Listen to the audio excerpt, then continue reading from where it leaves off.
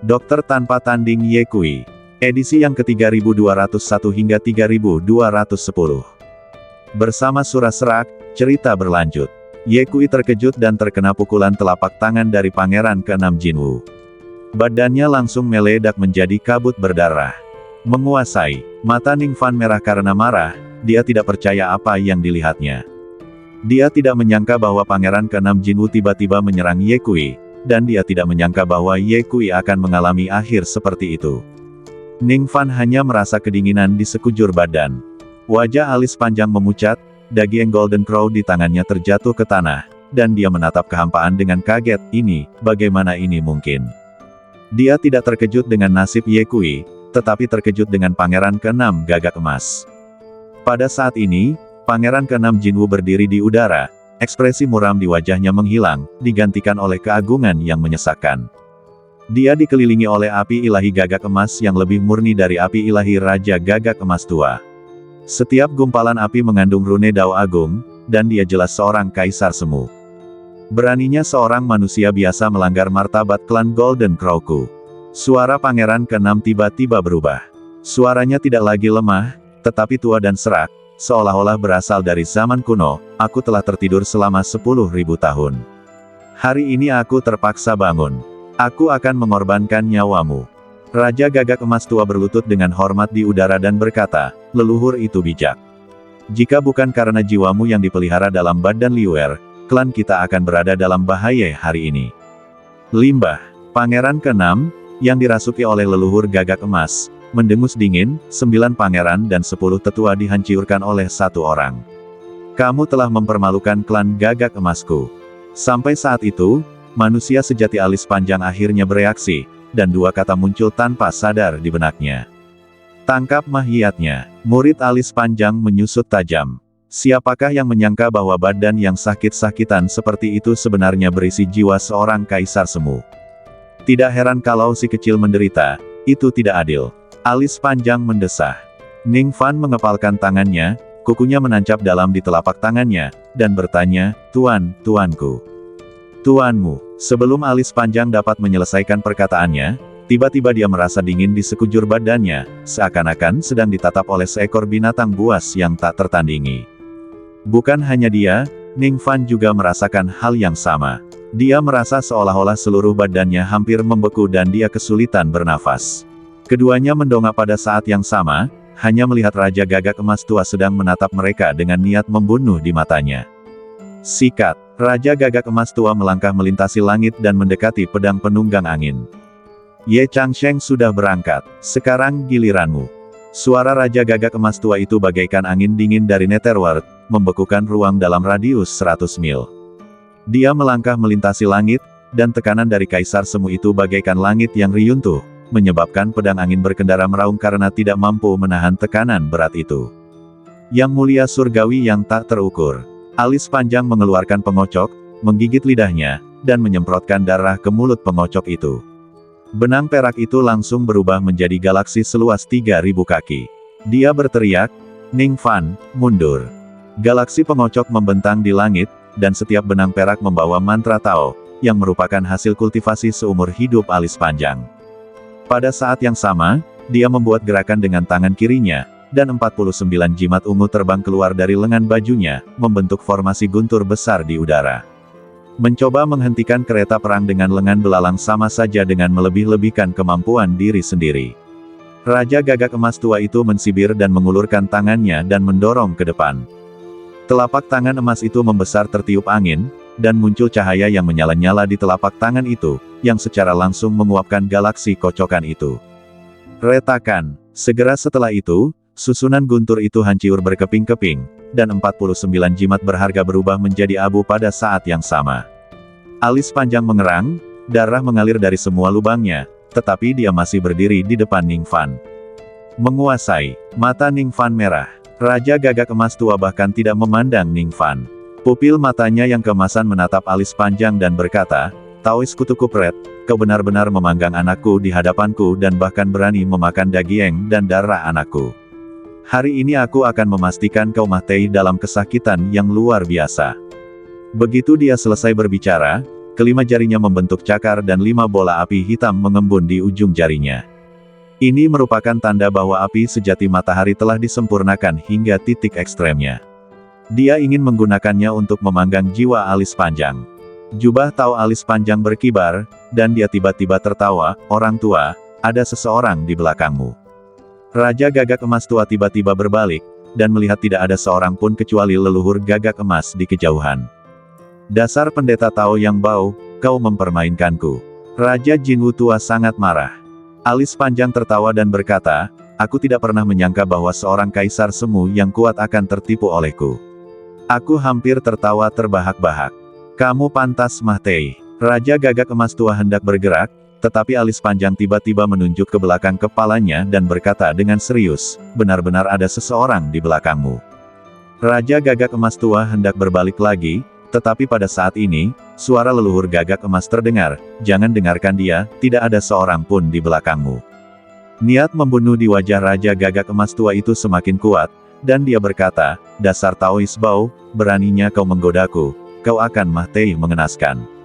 Begitu kata-kata itu terucap, Raja Gagak Emas tua mengangkat telapak tangannya dan hendak memukul alis panjang.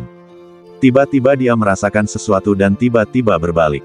Puci, pedang emas menusuk kepalanya tanpa peringatan.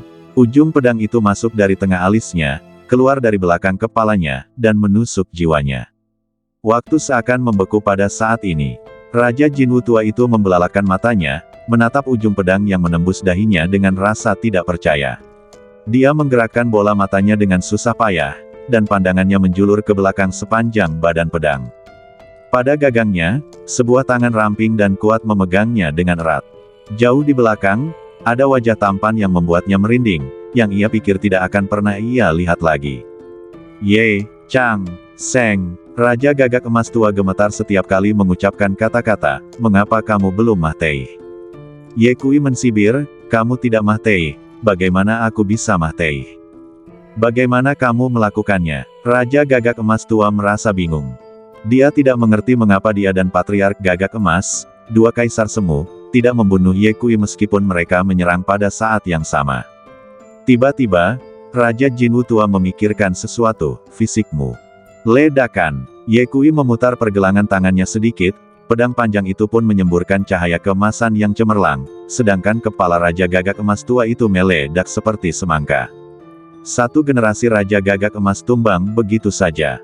Suasana hening. Khususnya di Pulau Ventian, para penjaga suku Jinwu tergeletak di tanah, gemetar seperti saringan. Sekarang pemimpin mereka telah meninggal, nasib mereka dapat dibayangkan. Setelah kepala Raja Gagak Emas tua meledak, badannya hendak jatuh, tetapi Ye Kui mencengkeram lehernya lagi dan melemparkannya ke alis panjang.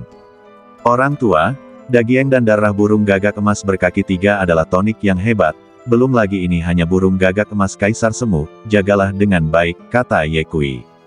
"Oke." Alis panjang segera melemparkan mahiyat Raja Gagak Emas tua itu ke dalam cincin angkasa dan berkata, "Aku akan menggunakan jimat es untuk menjaganya tetap segar terlebih dahulu. Nanti kalau sudah waktunya, kita akan memanggangnya dan memakannya." Ledakan. Tiba-tiba, guntur yang memekakkan telinga terdengar di atas 9 langit, dan seluruh langit seketika berubah menjadi merah darah. Hujan api keemasan yang tak terhitung jumlahnya mengalir turun dari awan, dan setiap tetes hujan api mengandung seruan sedih dari jalan yang agung. Kaisar semu jatuh, dan langit dan bumi berduka. Alis panjang mendongak ke langit, wajahnya penuh keterkejutan, lalu bertanya dengan rasa ingin tahu, "Kutu kupret kecil, bagaimana kau bisa lolos dari pukulan mematikan dua kaisar semu sebelumnya?" Ye Kui tersenyum dan berkata, "Kau lupa bahwa aku bisa berubah menjadi 3 makhluk murni dalam satu tarikan napas." Alis panjang terkejut dan berkata, "Jadi, badan Taomu yang dirusiak oleh mereka?" Ye Kui mengangguk sambil tersenyum. "Itu tidak benar." Alis panjang berkata, "Itu jelas daging dan darah." Ye Kui mengambil alih dan berkata, "Ini adalah misteri transformasi 1 Ki menjadi 3 murni. Tidak hanya dapat berevolusi menjadi badan Tao, tetapi juga dapat mengembangkan badan Tao menjadi sama dengan badan asli. Hebat sekali. Ceritakan padaku nanti. Aku juga ingin berlatih transformasi 1 Ki menjadi 3 Ki murni," kata alis panjang. "Tidak masalah." Ye Kui langsung setuju. Ning Fan bertanya, Tuan, apakah Anda sudah lama menyadari bahwa ada sesuatu yang salah dengan Pangeran ke-6 Jinwoo? Ye Kui terkekeh, seorang pangeran yang sakit parah dan kesulitan berjalan, tetapi dapat mendekat dengan aman setelah pertempuran antara Kaisar Semu, itu sendiri sangat mencurigakan. Lagi pula, beberapa saudaranya meninggal di tanganku, tetapi dia berlutut di hadapanku. Reaksi ini juga sangat mencurigakan. Setelah melalui banyak hal, aku selalu percaya bahwa lebih baik aman daripada menyesal, dan tidak ada salahnya untuk lebih berhati-hati. Ketika Ye Kui mengatakan ini, dia menoleh untuk melihat leluhur Jinwoo, dan tersenyum, terkejut. Ye Kui tersenyum, tetapi tatapannya sedingin pisau, menatap langsung ke arah leluhur Jinwoo. Wajah Patriark Gagak Emas sangat muram. Dia tidak pernah menyangka bahwa rencana pembunuhan yang disusun secara hati-hati oleh dia dan Raja Gagak Emas ternyata diketahui oleh Ye Kui. Yang membuatnya makin murka adalah karena Ye Kui tidak mati, tetapi malah mengambil kesempatan untuk melakukan serangan balik dan membunuh Raja Gagak Emas tua. Kamu Chang Sheng.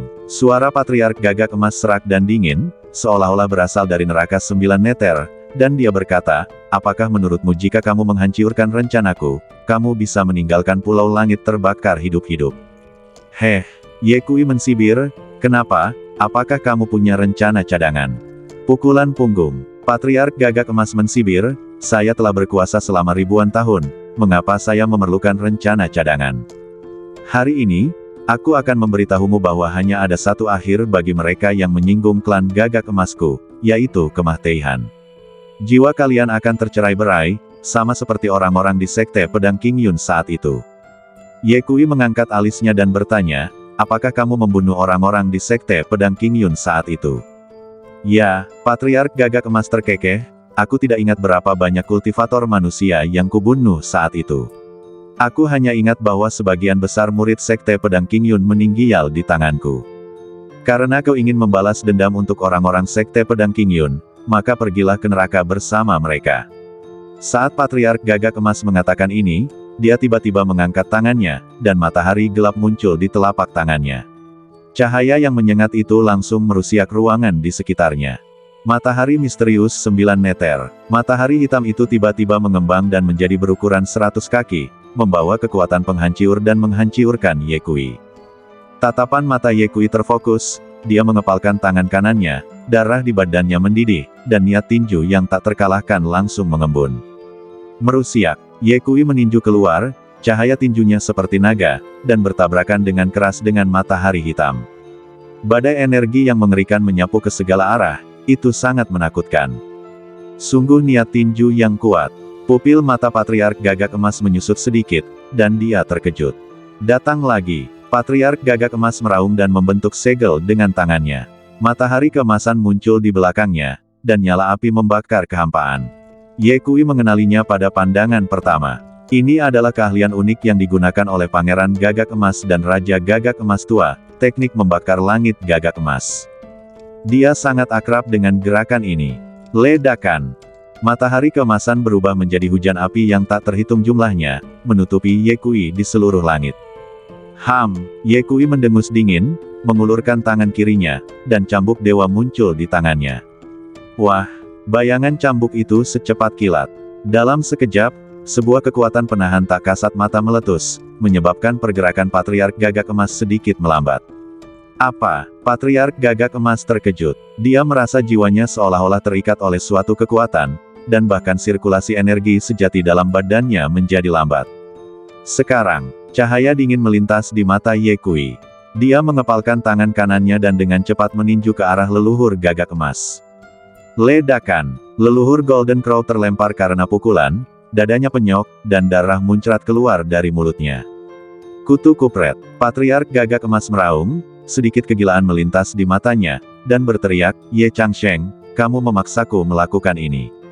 Berdengung. Detik berikutnya, badan leluhur Gagak Emas tiba-tiba membengkak, api keemasan membubung ke langit, dan seluruh orang berubah menjadi gagak emas berkaki 4 yang menutupi langit dan matahari. Inilah wujud aslinya. Tangisan, teriakan tajam bergema di langit dan bumi, dan wujud asli leluhur gagak emas terungkap sepenuhnya. Sayapnya panjangnya 1000 kaki ketika terbentang, dan setiap bulunya terbakar dengan api keemasan. Keempat kakinya seperti cakar naga, sangat tajam. Ye Changsheng, hari ini aku akan menunjukkan kepadamu apa kekuatan sebenarnya dari Golden Crow. Suara Patriark Gagak Emas bagaikan guntur, dan dengan kepakan sayapnya, lautan api yang tak berujung menyapu. Mata Ye Kui tampak serius. Badan asli leluhur Gagak Emas memang kuat, tetapi dia tidak takut. Cambuk lain pun dilancarkan. Patah. Bayangan cambuk itu menyerang lagi, dan sosok Patriark Gagak Emas berhenti sebentar, tetapi dia segera melepaskan diri dari ikatan itu. Percuma saja, Patriark Gagak Emas tertawa terbahak-bahak, bagaimana kau bisa memenjarakan badan asliku? Benar-benar, Ye Kui mensibir, mengepalkan tangan kanannya, dan niat tinju yang tak terkalahkan mengembun lagi. Ledakan, Ye Kui meninju dengan tinju yang seperti naga, bertabrakan dengan api leluhur Gagak Emas, menimbulkan suara gemuruh yang menggetarkan bumi. Datang lagi, semangat juang Ye Kui mendidih. Dia terus mencambuk dengan cambuk dewa di tangan kirinya dan menyerang dengan ganas dengan tinju tak terkalahkan di tangan kanannya. Dia sebanding dengan badan asli leluhur Gagak Emas. Mustahil, Patriark Gagak Emas terkejut. Dia tidak menyangka bahwa Ye Kui benar-benar dapat bersaing dengannya secara langsung. Ye Changsheng, kamu mencari kemah-teihan. Patriark Gagak Emas sangat marah. Dia tiba-tiba melipat sayapnya dan berubah menjadi matahari keemasan, menghantam Ye Kui. Kemanapun matahari keemasan itu lewat, ruang angkasa runtuh dan semua benda musnah. Ye Kui menarik napas dalam-dalam, mengerahkan energi sejati dalam badannya, mempraktikkan teknik naga ilahi 9 revolusi secara ekstrim, lalu mengayunkan cambuk ilahi di tangan kirinya. Patah. Sosok Patriark Gagak Emas tiba-tiba berhenti. Dia berjuang mah-teihan namun tidak dapat melepaskan diri. Apa? Patriark Gagak Emas merasa ngeri. Sudah berakhir, Ye Kui berkata dengan dingin, dan tinju kanan yang tak terkalahkan terkonsentrasi secara ekstrim, dan dia meninju leluhur Gagak Emas. Ledakan, cahaya tinju menembus badan leluhur Gagak Emas, dan darah keemasan menyembur keluar. Tidak, Patriark Gagak Emas menjerit melengking dan meraung, Ye Changsheng, aku tidak akan membiarkanmu pergi. Ayo pergi. Ye Kui mengangkat tangan kanannya, siap meledakkan Patriark Gagak Emas dengan satu pukulan, namun tiba-tiba, pada saat ini, sesuatu yang tidak terduga terjadi. Berhenti, suara yang familiar terdengar, dan detik berikutnya, peti mah-tei darah merah tiba-tiba muncul. Sebuah celah muncul pada tutup peti mah-tei, dan sebuah tangan terpenggal berwarna hitam pekat muncul di dalamnya. Kemudian, tangan yang terputus itu mencengkeram Patriark Gagak Emas ke dalam peti mah-tei darah merah dengan kecepatan kilat. Dengan suara klang, tutup peti mah-tei ditutup rapat. Ye Kui berkedip. Lao Jiu sudah bangun. Ada getaran hebat di dalam peti mah-tei darah merah tua itu, seakan-akan ada seekor binatang buas tiada taraf yang tengah berjuang dan meraung. Setelah beberapa saat, peti mah-tei itu kembali tenang. Lao Jiu, apakah kamu sudah bangun? Ye Kui bertanya. Hehe, harus kukatakan, anakmu benar-benar bintang keberuntungan. Suara Lao Jiu terdengar dari dalam peti dengan sedikit kegembiraan, jika bukan karena sisa jiwa Kaisar Semu yang membangunkanku, mungkin aku akan terus tidur. Ye Kui bertanya lagi, apakah kamu melahap leluhur Gagak Emas? Bagaimana bisa secepat itu? Lao Jiu tertawa, orang ini dulunya adalah seorang kaisar setengah langkah. Meskipun hanya ada sisa jiwa, dia menggunakan kepemilikan badan untuk bertahan hidup, tetapi kekuatannya juga telah pulih banyak. Butuh waktu untuk melahapnya sepenuhnya.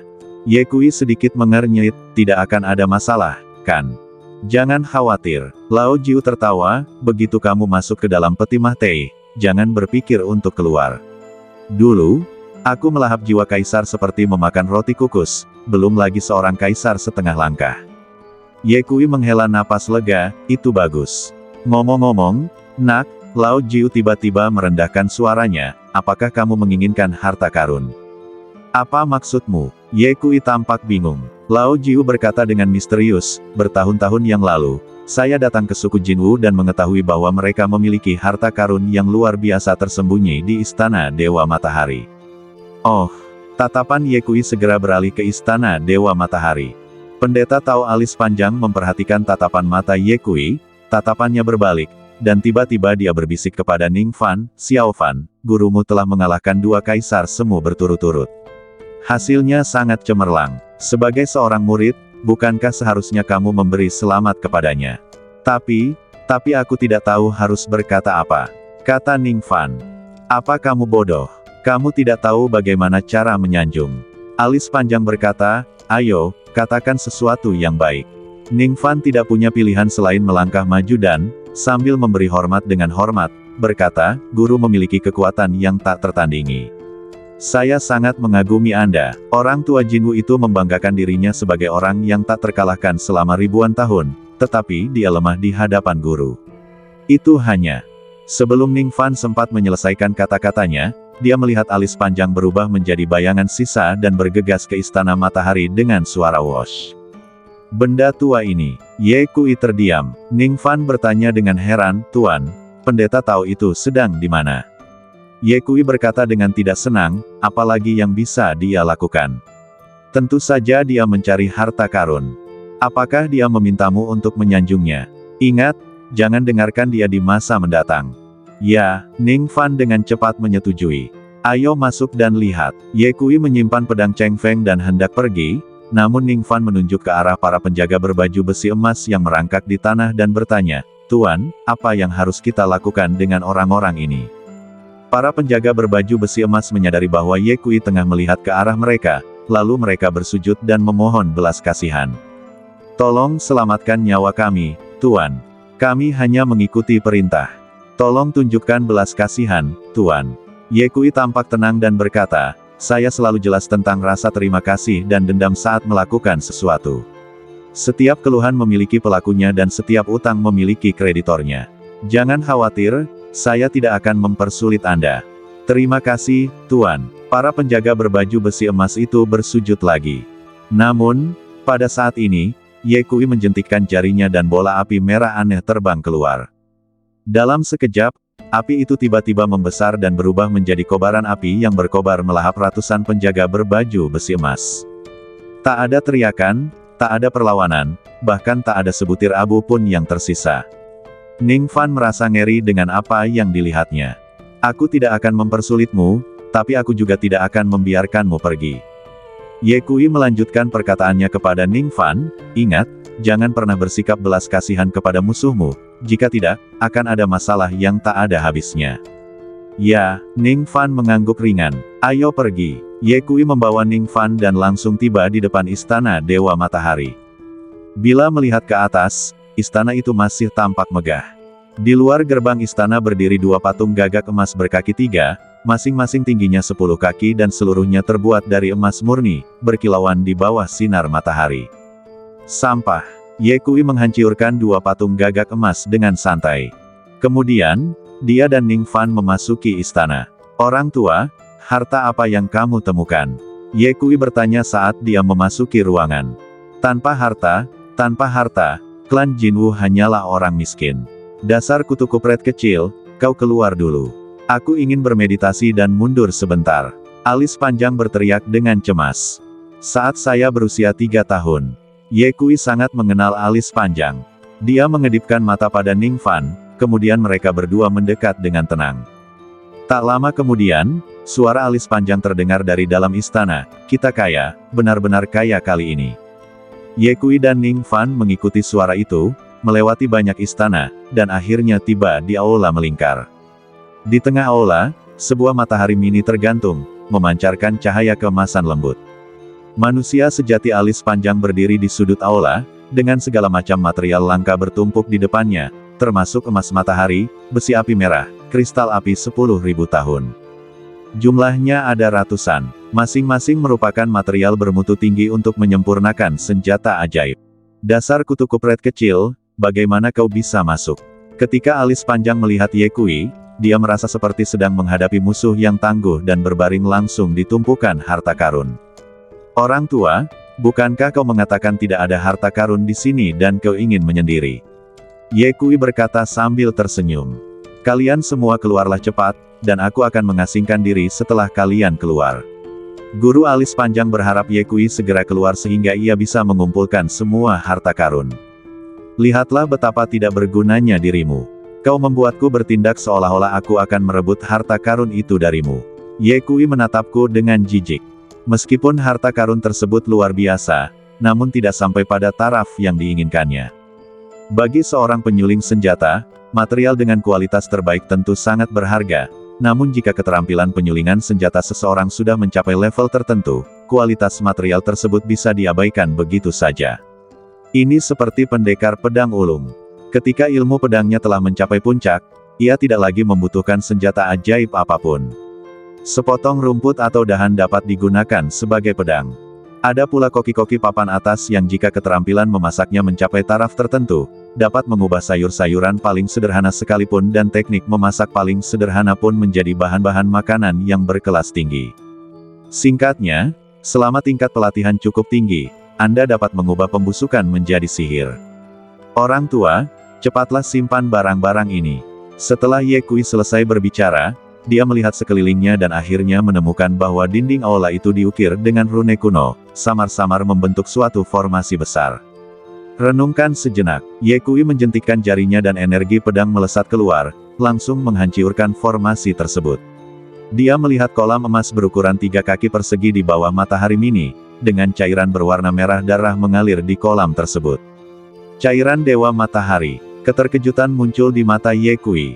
Ini merupakan benda suci yang legendaris.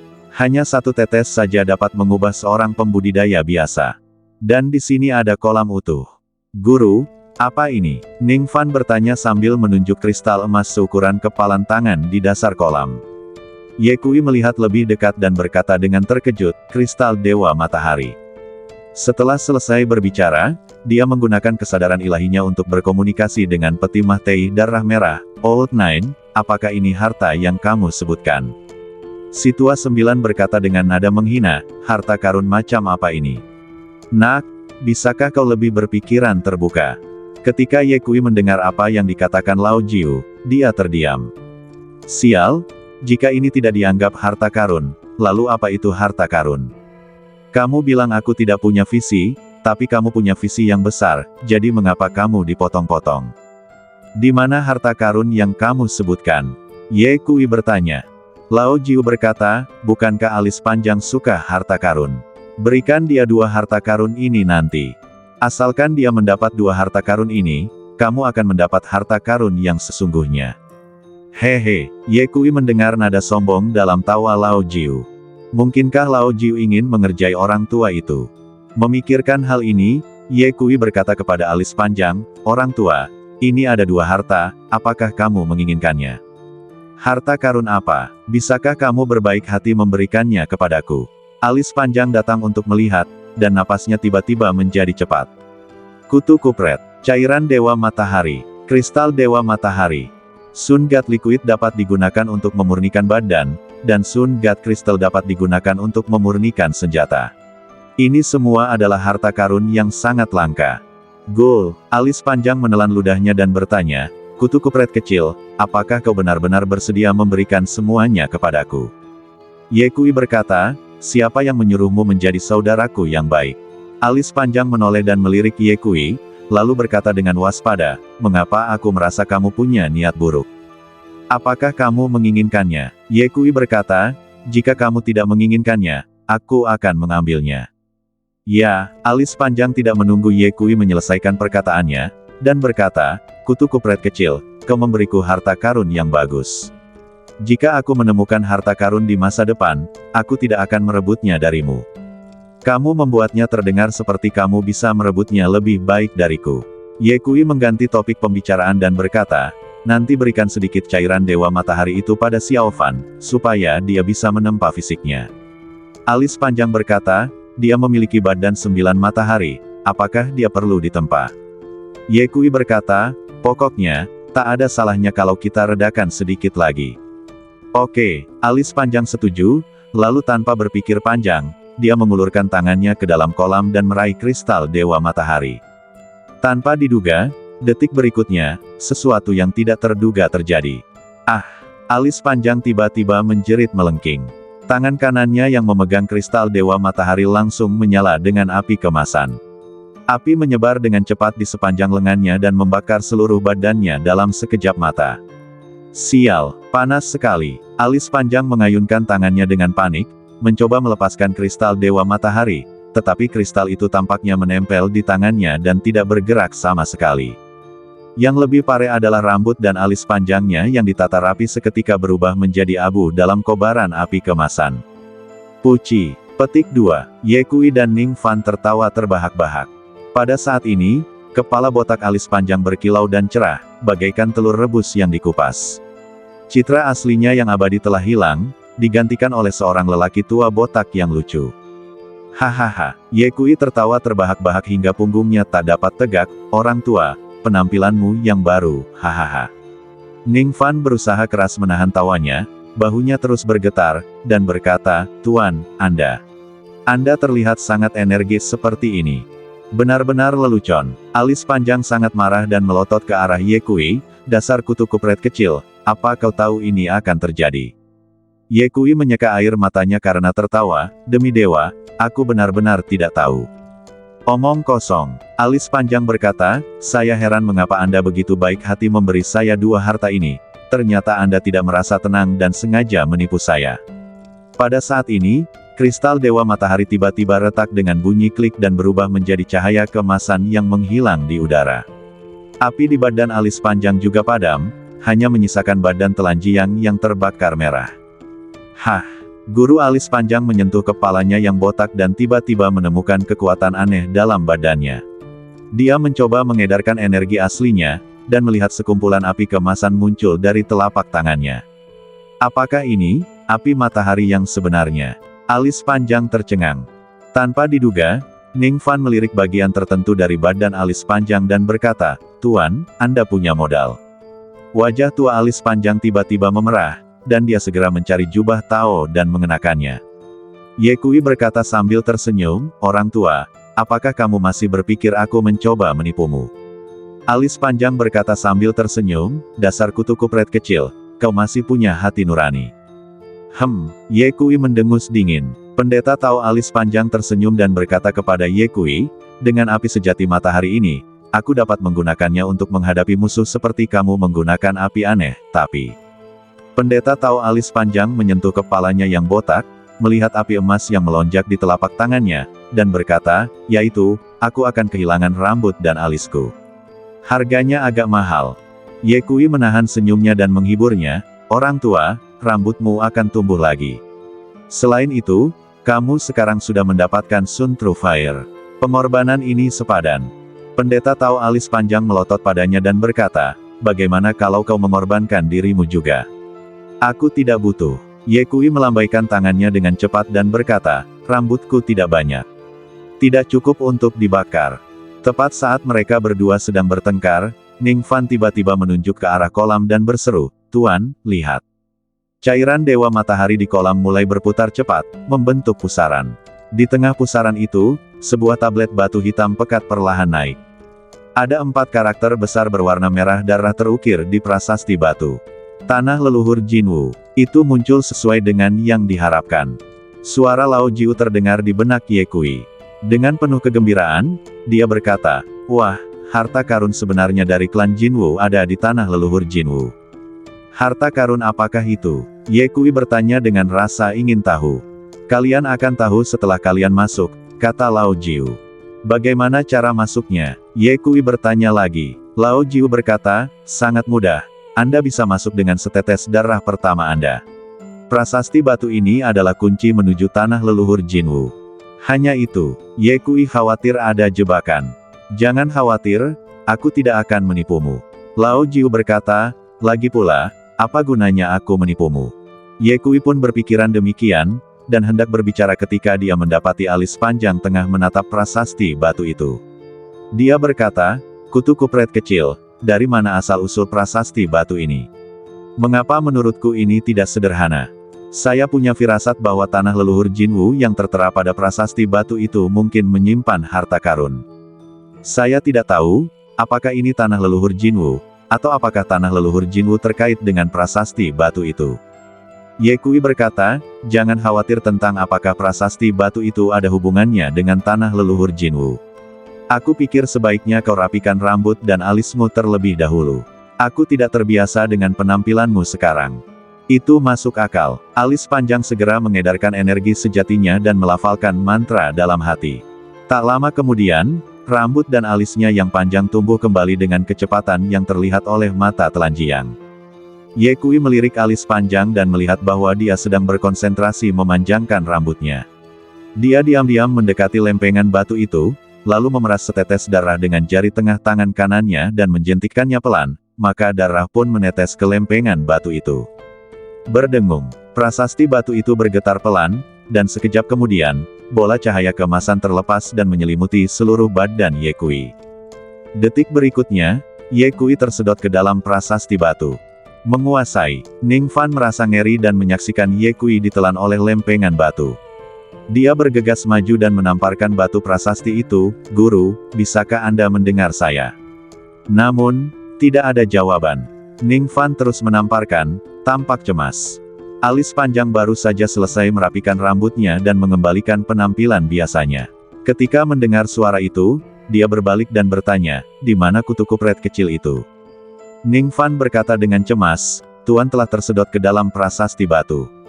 "Apa?" Wajah alis panjang berubah drastis, dan dia segera bergegas ke prasasti batu dan menamparnya tanpa mengucapkan sepatah kata pun.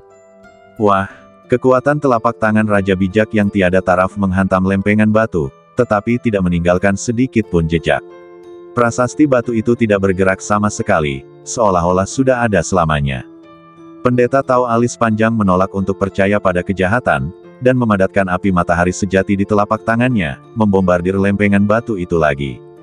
Ledakan, api berkobar di mana-mana, tetapi prasasti batu itu tetap utuh. Wuliang Tianzun kutu kupret, alis panjang menghentakkan kakinya dengan cemas, mengeluarkan setumpuk jimat dari lengan jubah tahunnya, dan berkata dengan marah, "Aku tidak percaya aku tidak bisa meledakkanmu." Tepat saat dia hendak meledakkan jimat itu, suara Ye Kui tiba-tiba terdengar dari prasasti batu, "Kamu tidak perlu khawatir, aku baik-baik saja." Kutu kupret kecil, alis panjang menempelkan telinganya ke prasasti batu dan bertanya, "Bagaimana kabarmu di sana?" "Aman untuk saat ini." Suara Ye Kui sedikit tidak menentu, "Kamu tunggu di luar, aku akan keluar setelah penyelidikan cepat." Alis panjang menghela napas lega, lalu berkata, "Aneh. Bagaimana kamu bisa terhisap ke dalam prasasti batu tanpa alasan?" Ye Kui berkata, "Kita bicarakan ini nanti saja, kamu tunggu aku di luar." Pada saat ini, Ye Kui berada di tempat yang aneh. Keadaan di sekelilingnya gelap gulita, dan Anda tidak dapat melihat tangan Anda di depan Anda. Dia membuka mata ketiganya dan menemukan bahwa tempat itu luas dan tak terbatas, seolah-olah tidak ada ujungnya. Apakah ini tanah leluhur Golden Crow? Ye Kui berbisik pada dirinya sendiri, sambil melihat sekelilingnya dengan waspada. Di bawah kakinya ada batu hitam dingin, permukaannya ditutupi garis-garis halus, seperti semacam rune kuno. "Lao Jiu, apakah kamu yakin ada harta karun di sini?" Ye Kui bertanya. Suara Lao Jiu datang, "Tentu saja, harta paling berharga dari suku Jinwu tersembunyi di tanah leluhur, tapi apa? Tetapi ini juga merupakan tempat paling berbahaya bagi suku Jinwu." Lao Jiu tertawa dan berkata, "Saya datang ke sini secara tidak sengaja, tetapi saya tidak terkalahkan saat itu, dan saya tidak menghadapi bahaya apapun. Tapi, itu agak berbahaya untukmu sekarang." Ye Kui memutar matanya, "Mengapa kamu tidak mengingatkanku lebih awal?" Lao Jiu berkata, "Belum terlambat untuk mengingatkanmu sekarang." Ye Kui terdiam. Memang benar, sekalipun dia tahu bahayanya, dia tetap akan datang untuk mencari tahu. Kemudian, Ye Kui melangkah maju, mengepalkan tangannya erat-erat, siap menghadapi keadaan darurat apapun, kapan saja. Setelah berjalan sekitar setengah jam, cahaya redup tiba-tiba muncul di depan kami. Ye Kui mempercepat langkahnya dan segera tiba di area terbuka. Tempat ini tampak seperti gua bawah tanah yang besar, dengan kristal emas yang tak terhitung jumlahnya tergantung di langit-langit, memancarkan cahaya lembut. Di tengah gua berdiri sebuah altar yang seluruhnya terbuat dari emas merah. Altar tersebut berbentuk piramida dan terdiri dari 9 lantai, yang masing-masing diukir dengan rune yang rumit. Manik emas seukuran kepalan tangan digantung di bagian paling atas, memancarkan fluktuasi energi yang mendebarkan jantung. Ye Kui menyipitkan matanya, menatap manik-manik itu dan bertanya, "Old Nine, apakah ini harta karun yang kamu sebutkan?" Saya rasa begitu. Old Nine berkata, itu adalah Sun God Bat, salah satu harta karun klan Jinwu. Itu berisi saripati matahari yang paling murni. Jika kau bisa memurnikannya, kau pasti bisa menerobos ke alam kuasa Emperor. Ye Kui tidak tergesa-gesa maju, tetapi mengamati sekelilingnya dengan cermat. Dia punya firasat bahwa perlu usaha untuk mendapatkan harta karun semacam ini. Setelah mengamati sejenak, Ye Kui mengerutkan kening, bagaimana mungkin hal sepenting itu tidak terlindungi? Tentu saja ada. Lao Jiu berkata, lihat garis-garis emas di sekeliling altar. Itu adalah Sun Killing Array. Begitu dipicu, bahkan seorang kaisar semu akan langsung berubah menjadi abu. Ye Kui berkata, jadi, aku harus menghancurkan susunan pembunuh itu terlebih dahulu. Tidak perlu merusiak susunannya. Lao Jiu tersenyum dan berkata, kamu bungkus seluruh badanmu dengan api aneh tingkat kaisar, dan Sun Killing Array tidak akan menyerangmu. Ye Kui merasa ragu, apakah kamu yakin? Kapan aku pernah berbohong padamu?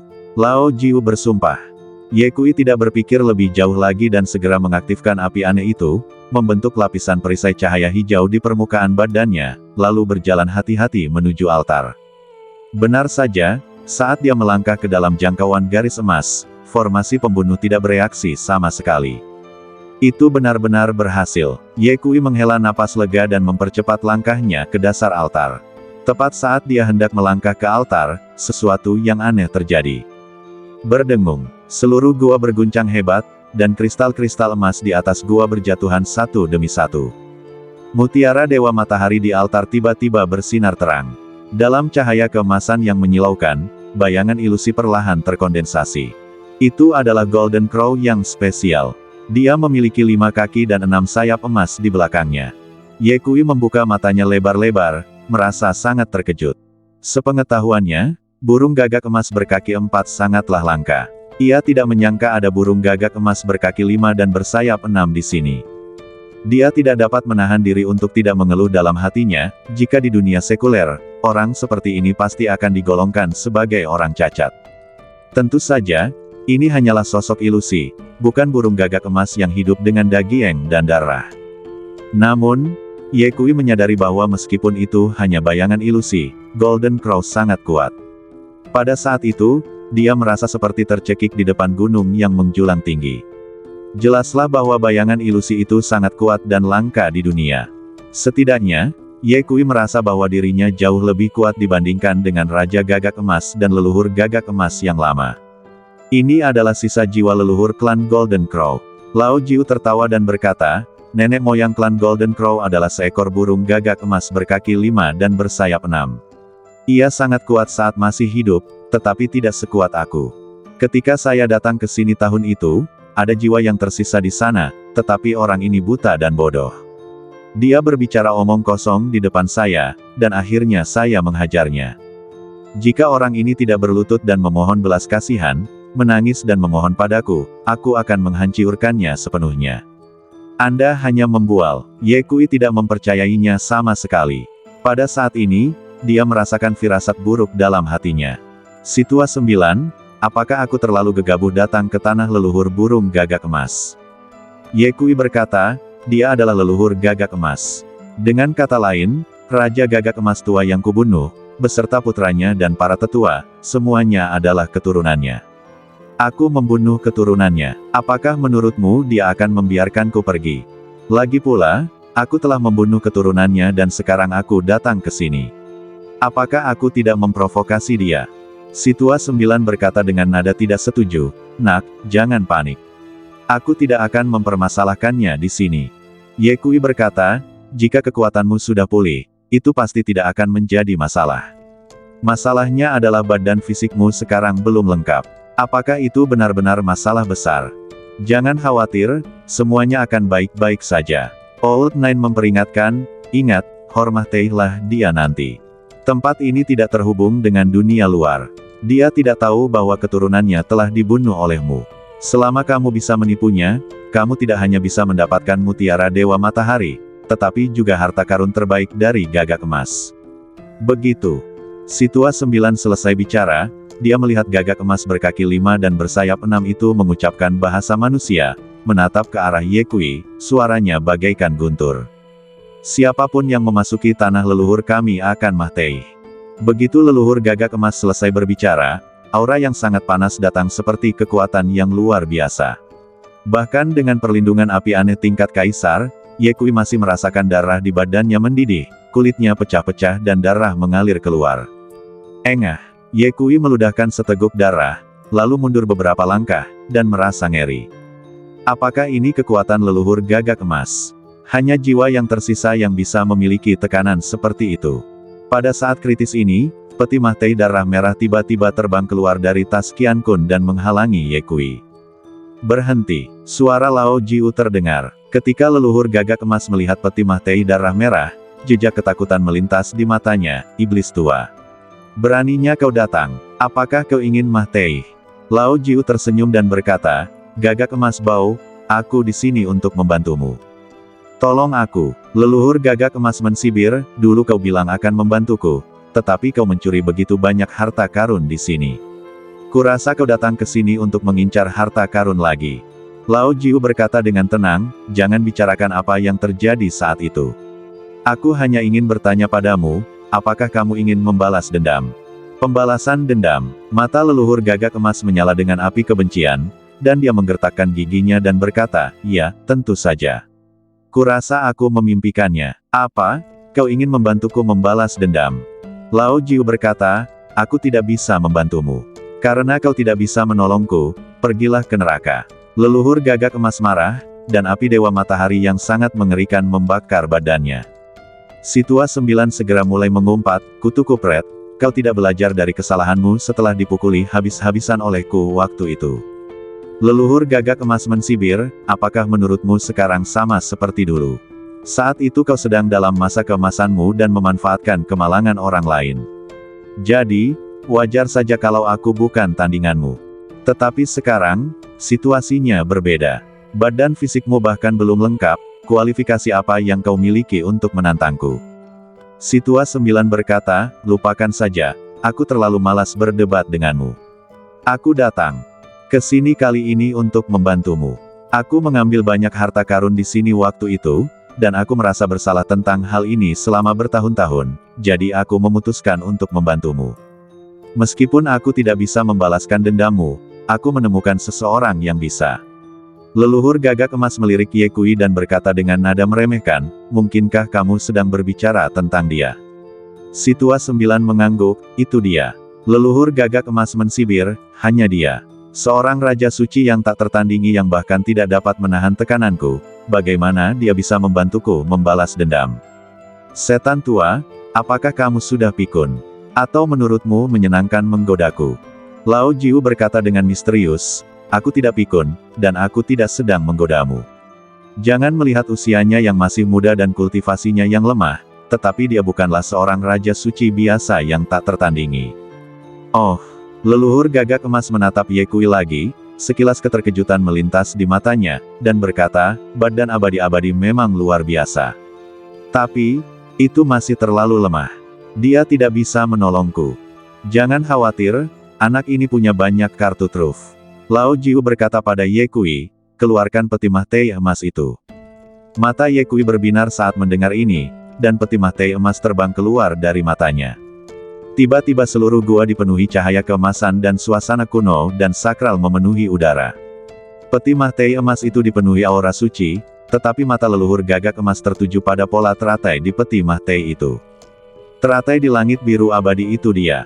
Leluhur Golden Crow melirik Ye Kui dan berkata dengan sedikit terkejut, aku tidak menyangka dia akan memilihmu. Tapi bukan hanya dia. Lao Jiu berkata kepada Ye Kui lagi, biarkan dia melihat darah naga yang sebenarnya. Ye Kui mengangguk pelan, dan dalam sekejap, semburan auman naga terdengar di badannya, dan bayangan naga sungguhan masih melekat di badannya. Hei, naga tua itu juga memilihmu. Leluhur burung Gagak Emas tampak takjub. Itu belum semuanya. Lao Jiu berkata kepada Ye Kui lagi, biarkan dia melihat pohon-pohon itu. Mendengar ini, Ye Kui segera mempersembahkan pohon kehidupan, pohon suci emas, pohon jalan raya. Kau benar-benar mendapatkannya. Sepertinya kau sangat beruntung. Leluhur Gagak Emas jelas sedikit terkejut. Lao Jiu tertawa dan berkata, itu bukan apa-apa. Anak ini telah memperoleh seluruh keberuntungan klan iblis, keberuntungan klan dunia bawah, dan setengah dari keberuntungan ras manusia. Apa? Leluhur Golden Crow sangat terkejut. Dia menatap Ye Kui dan bertanya, apa asal-usulmu? Lao Jiu berkata pada Ye Kui, beritahu dia asal-usulmu. Mendengar ini, Ye Kui segera mempraktikkan seni naga ilahi 9 putaran, dan dalam sekejap, seluruh badannya menjadi hampir transparan. Gagak emas yang bau, lihatlah tulang-tulangnya. Lao Jiu mengingatkan. Leluhur gagak emas menatap tulang-tulang Ye Kui dengan mata seterang obor. Ketika dia melihat rune yang padat itu, dia berteriak kaget, kutukan dewa. Kamu adalah pendosa para dewa. Lao Jiu berkata, gagak emas bau, sekarang kau percaya kalau dia bisa membantumu membalas dendam, kan? Leluhur gagak emas memiliki kilatan di matanya, musuh dari musuhku adalah temanku, tidak heran kalian semua memilihnya. Badan yang kekal dan abadi, ditambah dengan begitu banyak keberuntungan, memang bernilai investasi. Setan tua, akhirnya kau melakukan hal baik kali ini. Lao Jiu mendengus, sekarang kau tahu bagaimana cara berterima kasih padaku. Bukankah kau ingin membunuhku tadi? Leluhur gagak emas terlalu malas untuk memperhatikan Lao Jiu, dan berkata kepada Ye Kui, nak, karena kita memiliki musuh yang sama, maka aku akan memberimu kesempatan. Berbicara tentang Luogang Luao, mutiara Dewa Matahari di atas altar perlahan melayang menuju Ye Kui. Leluhur gagak emas berkata, benda ini mengandung esensi yang sangat kuat. Jika kamu memurnikannya, kamu dapat menerobos ke puncak Kaisar Semu. Sebelum Ye Kui berbicara, Lao Jiu berbicara terlebih dahulu, itu hanya manik-manik yang rusiak, siapa yang peduli? Apa yang kamu inginkan? Tanya leluhur burung gagak emas. Karena kau ingin dia membalaskan dendammu, maka keluarkan kemampuan terbaikmu, kata Lao Jiu. Leluhur gagak emas ragu-ragu. Lao Jiu berkata lagi, kau sudah menjadi jiwa yang tersisa, dan tidak ada gunanya menyimpan benda itu. Kau mengandalkan keturunanmu untuk membalaskan dendammu. Sekarang kamu tidak punya pilihan lain kecuali anak ini. Tentu saja kami juga tidak punya pilihan, karena dia adalah pilihan terbaik. Dengan baik, leluhur Golden Crow menghela napas, lalu tiba-tiba cahaya keemasan terbelah di antara kedua alisnya, lalu pohon muda emas setinggi 3 inci perlahan muncul. Meskipun pohon muda itu kecil, ia memancarkan suasana kuno yang mendebarkan, dan daun-daunnya diukir secara alami dengan pola matahari. Ini, pupil mata Ye Kui tiba-tiba mengecil. Saat pohon muda itu meninggalkan dahi leluhur gagak emas, ia tumbuh tertiup angin. Ledakan, seluruh gua berguncang hebat dan banyak sekali stalaktit yang berjatuhan. Pohon muda itu berubah menjadi pohon besar yang tingginya ratusan kaki dalam sekejap mata. Batangnya tampak seperti terbuat dari emas, dengan cairan merah keemasan seperti lava mengalir di antara urat-uratnya. Setiap daunnya berbentuk seperti burung gagak emas dengan sayap terbentang, terbakar dengan api abadi matahari. Yang paling menakjubkan adalah terdapat 9 bunga emas berbentuk seperti matahari kecil di atas tajuk pohon, berputar perlahan dan memancarkan saripati matahari yang 100 kali lebih murni dari mutiara Dewa Matahari di altar. Sungguh pohon ajaib. Ye Kui terkejut. Dia menemukan bahwa pohon ini tidak lebih lemah dari pohon kehidupan. Ini adalah pohon Dewa Matahari, harta karun sesungguhnya dari klan gagak emas. Lao Jiu berkata, ketika saya datang ke sini tahun itu, pohon Dewa Matahari tumbuh di altar ini, dan saya hampir sampai di sana. Aku tidak menyangka kalau Golden Crow yang bau ini sudah belajar dari kesalahannya dan malah menyembunyikannya di dalam jiwa yang tersisa. Lao Jiu mengirim pesan suara ke Ye Kui dan mengingatkan, tetap tenang, jangan biarkan Golden Crow yang bau ini tahu bahwa kamu telah membunuh keturunannya. Saya mengerti. Ye Kui tahu betul bahwa jika leluhur gagak emas tahu bahwa dia telah membunuh keturunan leluhur gagak emas pasti akan menjadi gila. Lao Jiu, apa kegunaan ajaib dari pohon Dewa Matahari ini? Ye Kui bertanya. Lao Jiu tersenyum dan berkata, pohon Dewa Matahari memiliki banyak manfaat yang luar biasa. Kamu dapat mempelajarinya perlahan-lahan di masa mendatang. Bagaimanapun, itu adalah hal yang baik. Pada saat ini, ada gelombang di udara. Pohon kehidupan, pohon suci emas, dan pohon jalan terbang atas inisiatif mereka sendiri. 3 pohon besar perlahan berputar mengelilingi pohon Dewa Matahari, membentuk resonansi yang indah. Saat ini mereka seperti saudara yang dipertemukan kembali setelah sekian lama berpisah. Pemandangan ini sungguh ajaib. Leluhur Gagak Emas berkata, pohon ini adalah pohon Dewa Matahari. Pohon ini lahir dalam kekacauan dan tumbuh di zaman kuno. Pohon ini mengumpulkan energi spiritual dari surga dan bumi dan merupakan harta karun klan Gagak Emas kita. Sekarang, aku memberikannya kepadamu. Terima kasih, senior. Ye Kui bertanya, aku ingin tahu kondisi apa yang kamu miliki. Cerdas. Leluhur Gagak Emas mengangguk tanda menghargai dan berkata, syaratnya sangat sederhana. Jika suatu hari kau menyerang klan dewa, maka bantu aku membunuh beberapa orang lagi dari klan dewa. Akan lebih baik jika kau dapat menggulingkan klan dewa. Ye Kui sedikit mengernyit dan berkata, klan dewa berada 33 hari jauhnya di luar wilayah kekuasaan dan memiliki fondasi yang kuat. Dengan kekuatanku sendiri, kamu tidak bertarung sendirian, tetapi sekelompok orang membantumu. Leluhur Gagak Emas mengalihkan topik pembicaraan dan berkata, tentu saja, masalah ini tidak bisa terburu-buru. Aku akan memberimu waktu 1000 tahun. Aku tidak bisa menunggu 1000 tahun.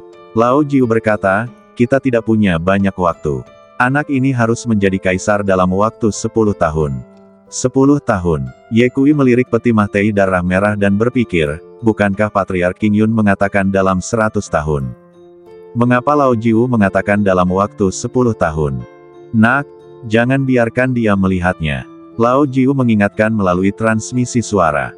Ye Kui langsung mengerti bahwa Lao Jiu sedang mencoba menipu leluhur Gagak Emas. Leluhur Gagak Emas berkata, mencapai pencerahan dan menjadi kaisar dalam waktu 10 tahun.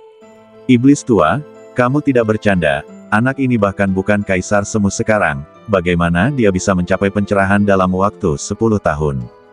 Apakah kamu pikir aku bercanda? Lao Jiu berkata, hampir saja aku lupa memberitahumu bahwa anak ini baru saja memulai jalan kultivasi selama 2 atau 3 tahun, dan dia telah mencapai apa yang dia capai saat ini. Apakah menurutmu dia tidak dapat mencapai pencerahan dan menjadi seorang kaisar dalam waktu 10 tahun? Apa? Dia berhasil mencapai puncak alam Raja Bijak yang tak tertandingi hanya dalam waktu 2 atau 3 tahun. Leluhur Gagak Emas terkejut. Lao Jiu berkata, saya tidak takut memberitahu Anda bahwa selain kami, ada orang lain yang membantunya. Karena kamu telah memilihnya, kamu harus membantunya tanpa syarat. Hanya dengan cara ini kita dapat mempunyai kesempatan untuk membalas dendam. Patriark Gagak Emas terdiam sejenak dan bertanya, iblis tua, apa maksudmu? Lao Jiu berkata, bantu dia memurnikan mutiara Dewa Matahari dan bantu dia menerobos alam kuasi kaisar. Ye Kui tak dapat menahan diri untuk tidak melirik peti Mahtei darah merah itu, sambil berpikir, dia memang pantas menjadi Lao Jiu, dengan hati yang sungguh hitam. Leluhur Gagak Emas berkata, iblis tua, sejujurnya, aku tidak dapat memurnikan mutiara matahari dalam kondisiku saat ini. Lao Jiu berkata, perbaiki semampumu dan lakukan yang terbaik. Leluhur Gagak Emas terdiam beberapa saat dan berkata, iblis tua, tahukah kamu berapa harga yang harus dibayar untuk melakukan ini? Lao Jiu menjawab, tentu saja aku tahu. Karena kamu sudah tahu, kenapa kamu biarkan aku melakukan ini? Leluhur Gagak Emas tampak sedikit marah. Lao Jiu berkata dengan nada tidak setuju, daripada membiarkan satu jiwa yang tersisa tetap hidup, lebih baik mengumpulkan keberanian untuk melakukan segala cara. Pikirkanlah, bahkan jika Anda tinggal di sini selama 100.000 tahun lagi, apa yang dapat Anda ubah? Apa yang dapat Anda lakukan? Tetapi jika kamu membantu anak ini, dia akan mempunyai kesempatan untuk membantumu membalas dendam. Kutu kupret, kau tak tega melihatku hidup, kan? Leluhur Gagak Emas mengutuk Lao Jiu, lalu pandangannya tertuju pada Ye Kui dan bertanya, siapa namamu? Ye Kui menjawab, nama keluargaku Ye, dan namaku Chang Sheng. Chang Sheng, sepanjang zaman kuno dan modern, berapa banyak orang di 9 langit dan 10 bumi yang dapat mencapai keabadian. Leluhur Gagak Emas menghela napas, lalu berkata, iblis tua itu benar. Daripada berlama-lama, lebih baik aku membantumu. Namun, sebelum saya membantu Anda harus menyetujui 2 syarat saya. Ye Kui berkata dengan hormat, senior, mohon beritahu saya, selama saya masih mampu melakukannya, saya tidak akan pernah menolak untuk melewati gunung pedang dan lautan api. Leluhur Gagak Emas berkata, hal pertama, tolong lindungi klan Gagak Emas, dan jangan biarkan klan Gagak Emas kehilangan warisan dan dupa. Oke, Ye Kui setuju tanpa berpikir panjang, dan berkata, aku selalu menjadi orang yang suka membalas dendam. Aku tidak akan pernah mengecewakan orang tuaku.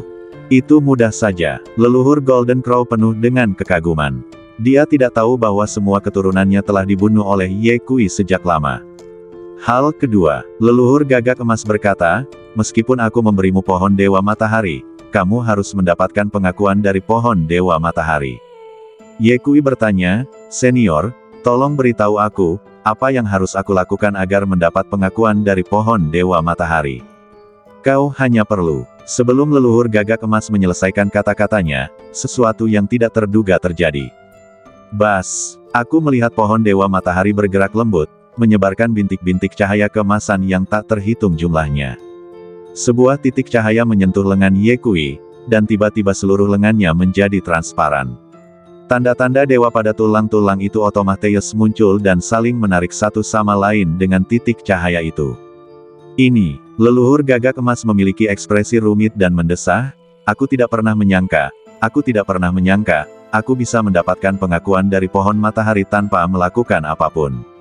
Dia memang orang yang sangat beruntung. Ye Changsheng, aku lebih percaya padamu sekarang. Baiklah, aku akan membantumu sekarang.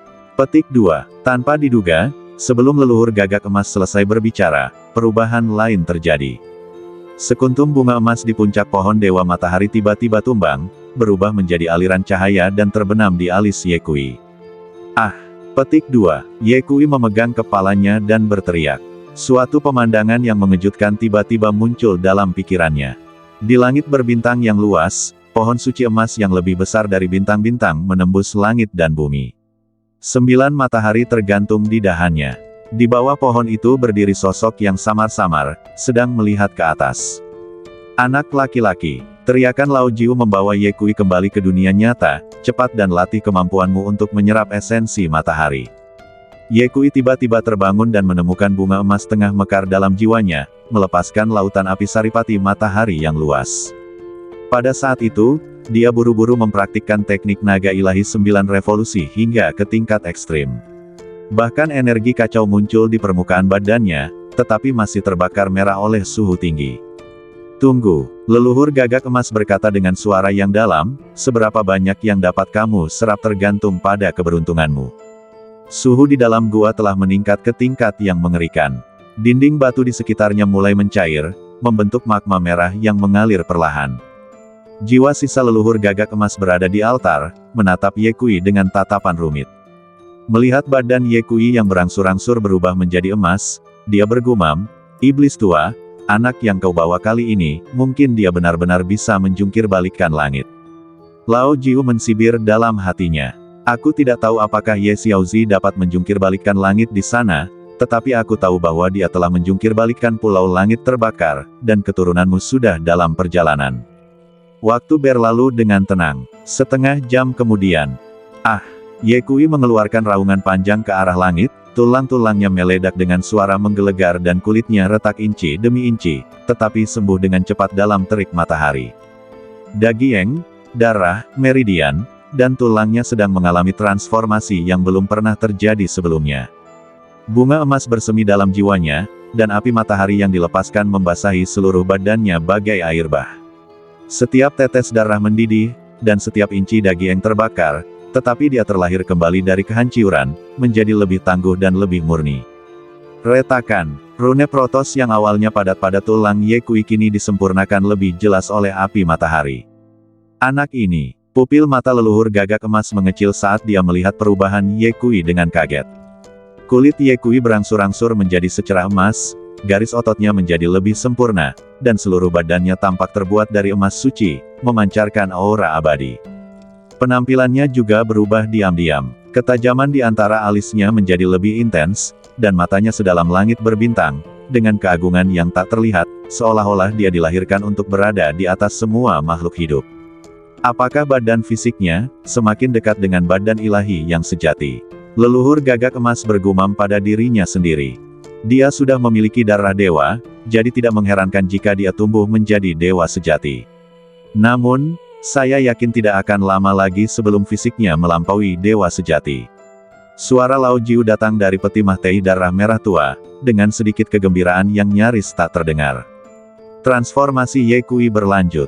Jantungnya berdetak seperti genderang, dan setiap detaknya beresonansi dengan langit dan bumi. Darah naga sejati yang mengalir di dalam darahnya menyatu dengan saripati matahari dan api, membentuk lapisan hantu sisik naga berwarna merah keemasan di permukaan badannya, seolah-olah ada naga sungguhan yang melindungi badannya. Ledakan. Tiba-tiba, energi kacau di dantiannya melonjak, dan menjadi lebih padat di bawah pengaruh api saripati matahari, dengan kecenderungan samar untuk mengembangkan dunia. Anak ini, apakah dia akan berhasil mencapai level kuasa Emperor sekarang? Kata leluhur gagak emas dengan kaget. Namun, tepat saat nafas Ye Kui hendak menembus belenggu itu, kekuatan bunga emas itu tiba-tiba terhenti. Ye Kui membuka matanya, cahaya keemasan bersinar di matanya, dan dia buru-buru memberi hormat kepada leluhur gagak emas. Terima kasih, senior. Dia membunuh keturunan orang lain, dan orang-orang memberinya kesempatan sebagai balasannya. Ini adalah hadiah yang harusnya dia lakukan. Leluhur gagak emas berkata, kau mengejutkanku. Bunga pohon Dewa Matahari mengandung saripati matahari yang paling murni. Seorang kultivator dengan level yang sama seperti Anda akan terbakar menjadi abu jika menyerap sedikit saja, tetapi Anda menyerap seluruh bunga, yang cukup untuk membuktikan bahwa Anda memiliki potensi yang tidak terbatas. Sayang sekali aku tidak bisa membantumu menerobos.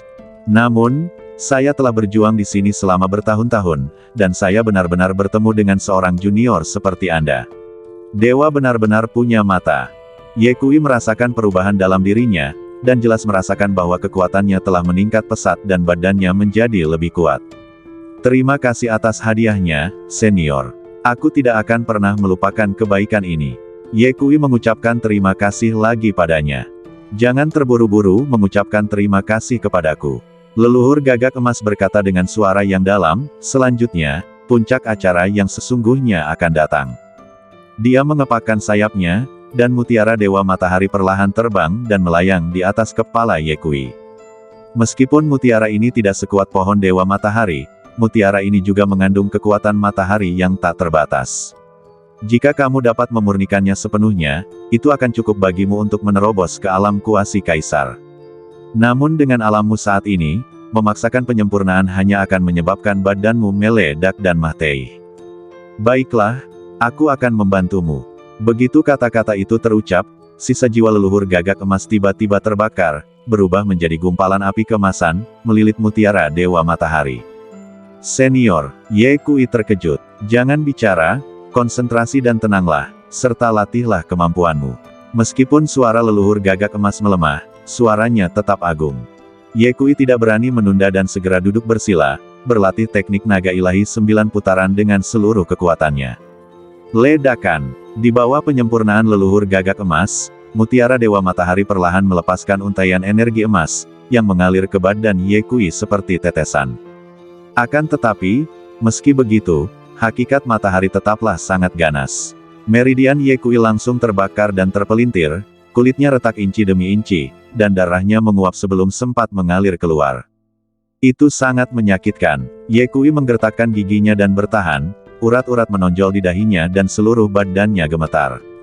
Tunggu, suara leluhur gagak emas semakin melemah, dan dia berkata, jika kamu bahkan tidak mampu menahan sedikit rasa sakit ini, bagaimana kamu bisa melawan para dewa di masa depan? Mata Ye Kui merah, dia menggertakkan giginya dan menahan rasa sakit yang luar biasa. Seiring berlalunya waktu, cahaya mutiara Dewa Matahari berangsur-angsur meredup, sementara aura Ye Kui terus meningkat. Hampir sampai, bisik Lao Jiu di dalam peti Mahtei berwarna darah merah. Akan tetapi, saat mutiara Dewa Matahari baru setengah jalan disempurnakan, jiwa sisa leluhur gagak emas tak mampu lagi bertahan. Ye Changsheng, maafkan aku hanya bisa membantumu sampai titik ini. Petik 2. Jiwa sisa leluhur Golden Crow sangat lemah. Stinky Golden Crow, apa yang terjadi? Kenapa kau berhenti? Tanya Lao Jiu. Leluhur gagak emas berkata dengan lemah, sudah terlalu lama, dan jiwaku yang tersisa terbatas kekuatannya, jadi hanya bisa bertahan sejauh ini.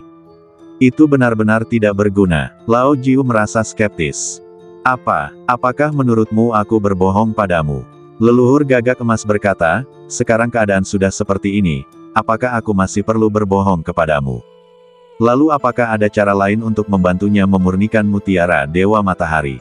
Tanya Lao Jiu. Ya, leluhur gagak emas berkata, bantu aku memurnikan setengah sisanya. Lao Jiu berkata dengan tidak senang, jika aku bisa melakukannya, apakah kamu ingin aku memberitahumu? Oh, benar juga. Tiba-tiba aku terpikir suatu cara. Aku akan menyalurkan kekuatanku ke dalam badanmu, dan kemudian kau bisa membantunya menyempurnakannya, bukan? Leluhur gagak emas berkata, aku telah mengonsumsi terlalu banyak sekarang, dan jiwaku yang tersisa sudah sangat lemah, dan kultivasimu jauh dari yang dulu. Bahkan jika kau mentransfer kekuatan ke badanku, aku tidak dapat membantunya memurnikan separuh yang tersisa. Bagaimana kamu tahu kalau kamu tidak mencobanya? Ujar Lao Jiu, lalu tutup peti mah teh pun terpental keluar dengan bunyi berdentang. Detik berikutnya, sebuah tangan yang terputus terbang keluar dari dalam, membawa serta energi iblis yang mengerikan, seketika menyelimuti jiwa yang tersisa dari leluhur Golden Crow.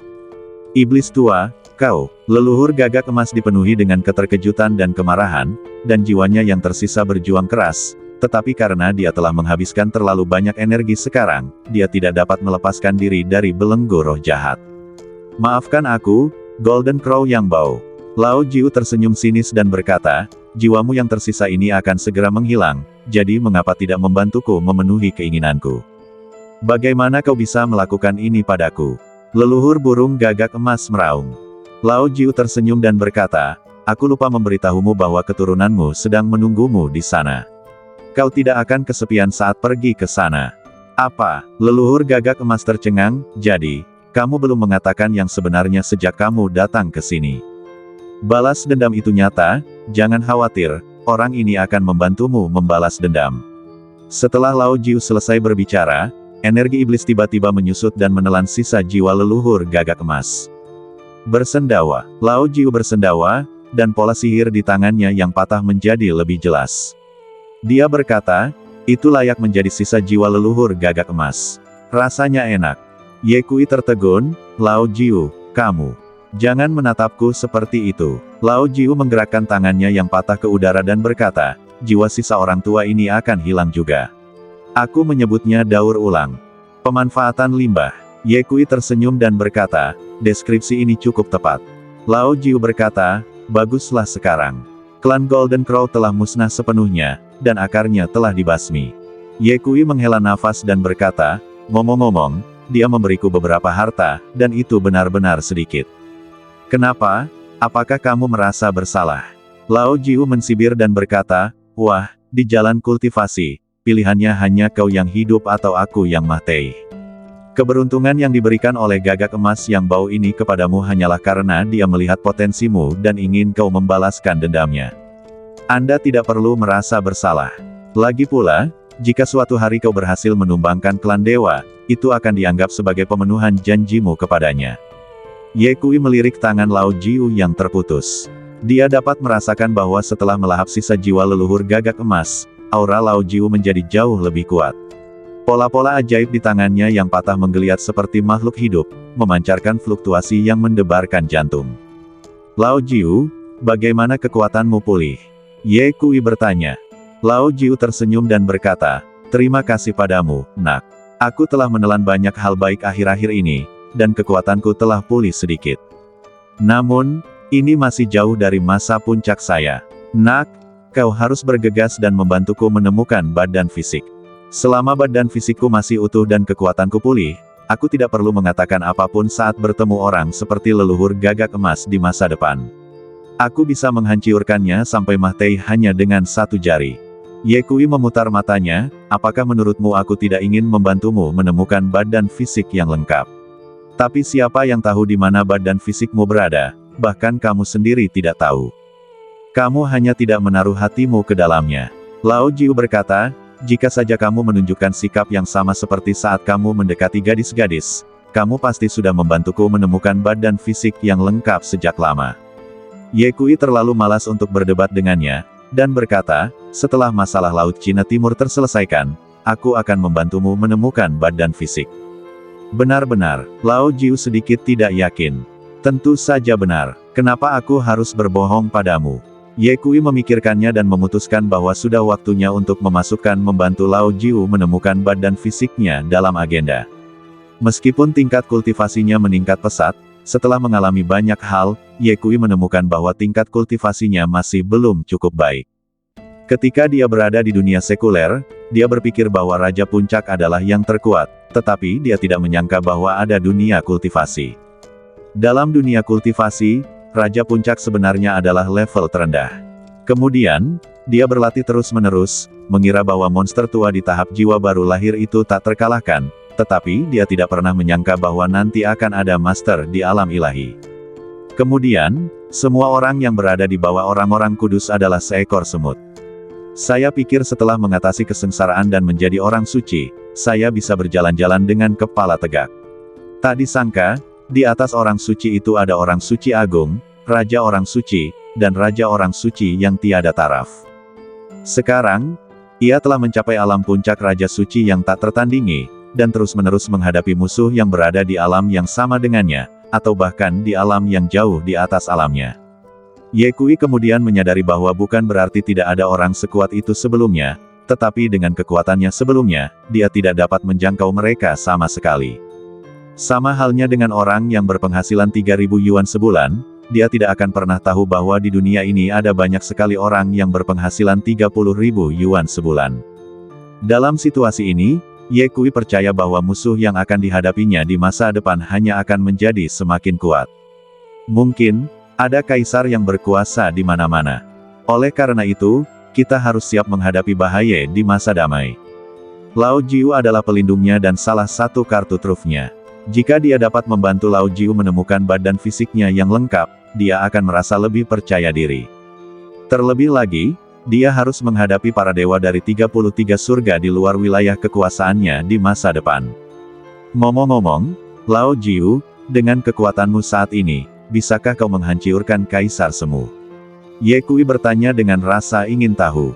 Apa, saat kau bertemu dengan Kaisar Semu di masa depan, kau ingin aku membantumu memecahkan masalah? Jangan konyol, kau bisa mengatasinya sendiri. Jangan pernah berpikir untuk memintaku menjadi penjahat bebasmu. Lao Jiu berkata sambil mengerang, kalau dipikir-pikir lagi saat aku berada di puncak, aku bisa membunuh seorang kaisar semu dalam hitungan detik hanya dengan sekali pandang, dan membuat seorang kaisar terbang hanya dengan sekali tarikan napas. Kau juga mengatakannya, itu waktu itu. Ye Kui berkata, seorang pahlawan tidak membanggakan prestasi masa lalunya. Kutu kupret denganmu. Lao Jiu mengumpat dengan marah. Ye Kui berkata, sudah larut. Lao Jiu, ayo keluar. Apa terburu-buru? Lao Jiu berkata, bulu-bulu dewa gagak emas yang bau itu dikubur di bawah altar, gali dan bawa pergi. Orang ini benar-benar memanfaatkan orang lain. Tetapi bagaimana Anda bisa melewatkan hal-hal baik? Ye Kui berjalan ke dasar altar dan menamparkan dengan telapak tangannya, lalu sebuah retakan tiba-tiba muncul di tanah. Aduh, cahaya keemasan terbang keluar dari celah dan melayang di udara. Itu adalah bulu emas sepanjang 3 kaki, merah terang seperti api, yang memancarkan fluktuasi yang mengerikan. Apakah ini bulu dewa kelahiran leluhur Golden Crow? Ye Kui mengulurkan tangannya untuk meraihnya, dan segera merasakan kekuatan yang membakar datang, dan hampir saja melepaskannya dari tangannya. Lao Jiu berkata, ini adalah harta karun yang sebanding dengan senjata kaisar. Simpanlah dengan baik, dan kamu dapat menggunakannya untuk menyempurnakan senjata di masa mendatang. Ye Kui memasukkan bulu dewa ke dalam tas Qiankun dan hendak pergi ketika dia tiba-tiba mendengar suara bang yang keras dan seluruh gua bergetar hebat. Lao Jiu berkata dengan cemas, jiwa gagak emas yang bau itu telah menghilang, dan batasan di sini sudah mulai riyuntuh. Ayo pergi. Setelah berkata demikian, dia segera masuk ke dalam peti Mahtei berdarah merah.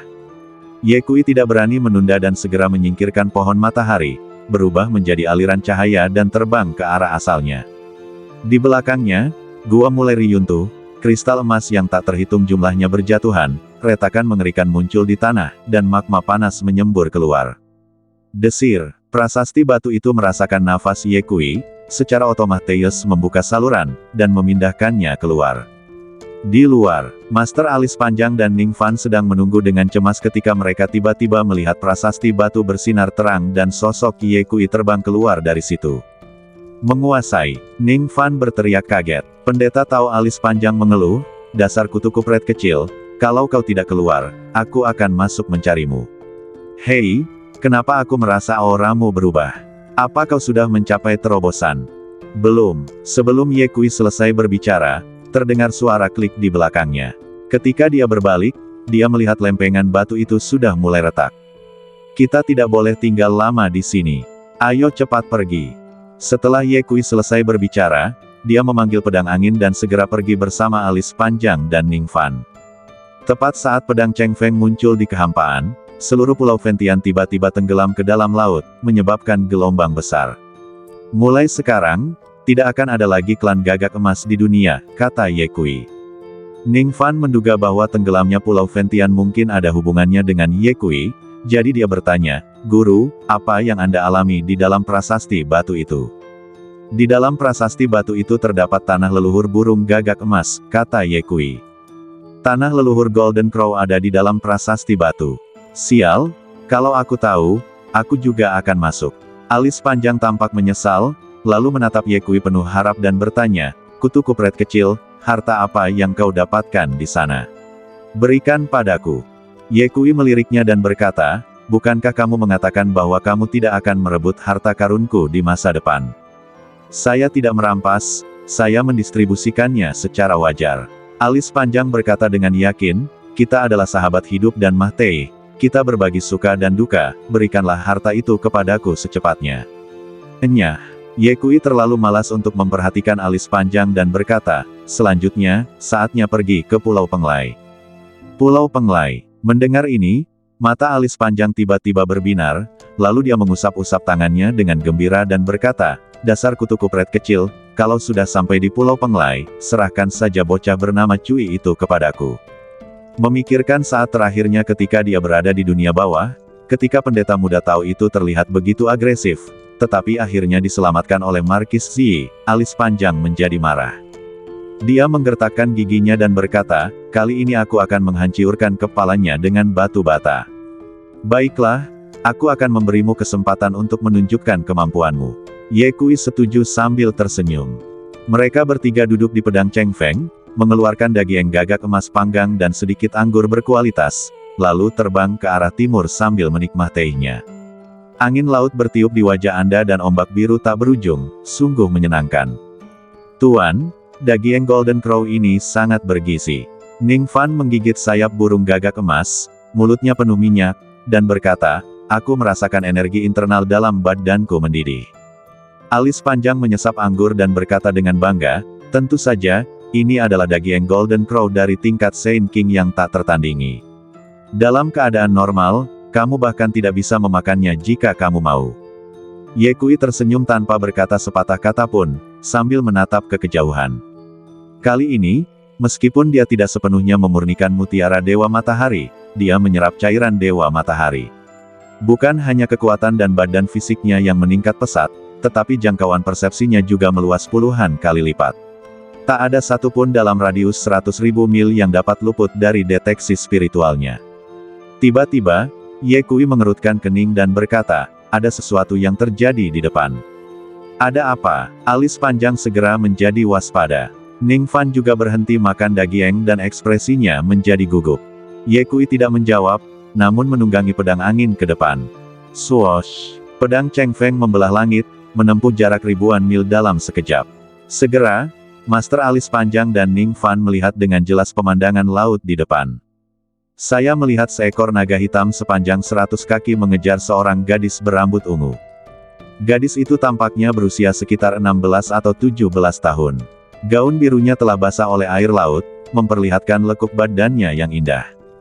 Kulitnya seputih krim dan wajahnya sehalus boneka porselin, tetapi saat ini dia melarikan diri karena panik." Ledakan. Naga itu mengayunkan ekornya, menciptakan gelombang besar yang menjatuhkan gadis itu ratusan kaki jauhnya. Puff! Gadis itu meludahkan darah dan wajahnya langsung pucat pasi. "Hahaha, cantik sekali, kau tak bisa lari." Naga itu berbicara dalam bahasa manusia, suaranya penuh kejahatan.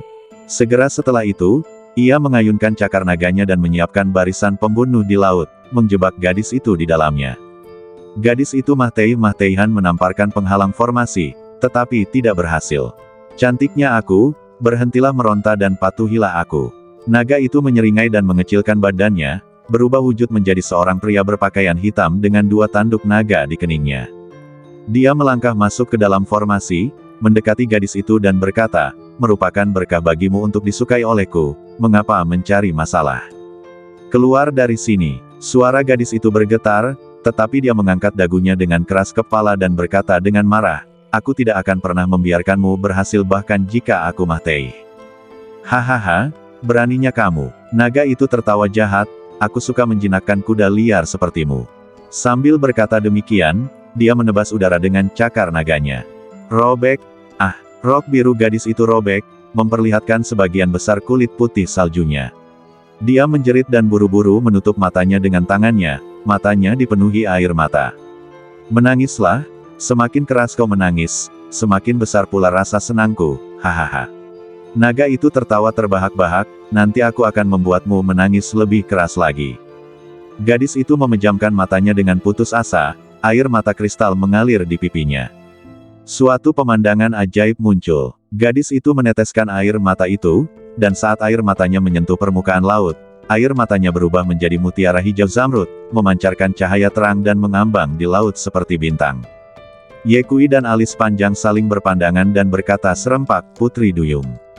Buku-buku kuno mencatat, di seberang lautan, ada Putri Duyung.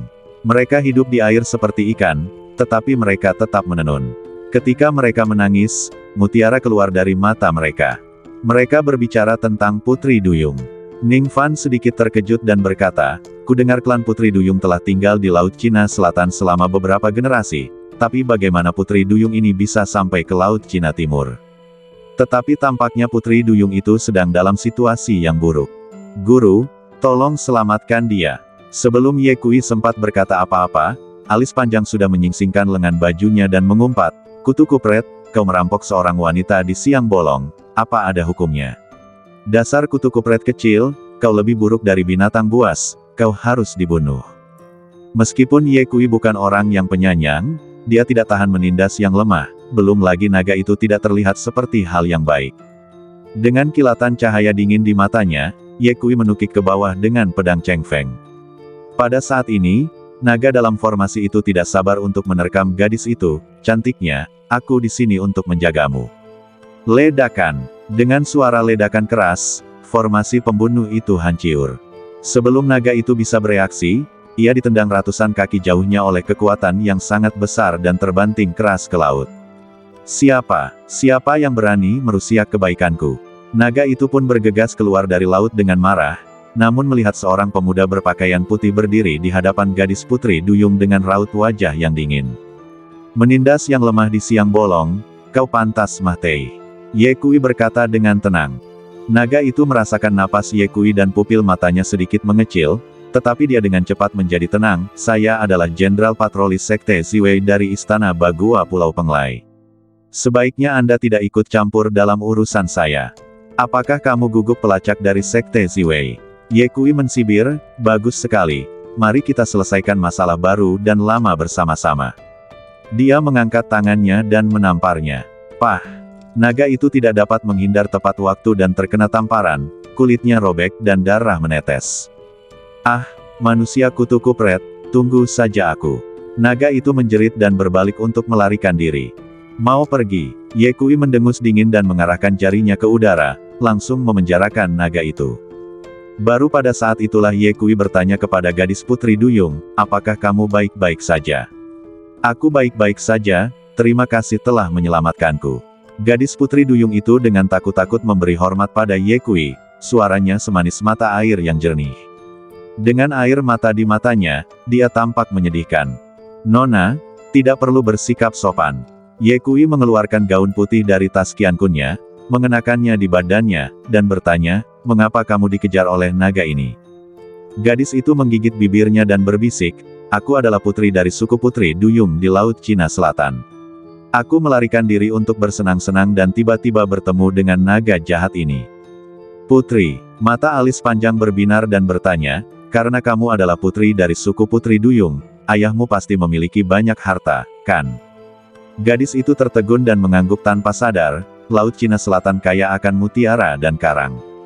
Besar, alis panjang menggosok tangannya dan berkata, kami telah menyelamatkanmu, ayahmu harus mengungkapkan rasa terima kasihnya. Petik 2. Orang tua, Ye Kui menatap alis panjang, lalu menoleh ke arah Jiaolong dan bertanya, di mana Pulau Penglai?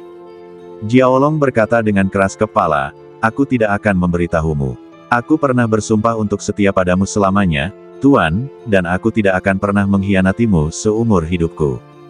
Benar-benar, seberkas api hijau tingkat kaisar menyala di ujung jari Ye Kui, dan dia berkata dengan ringan, ku dengar daging naga rasanya enak.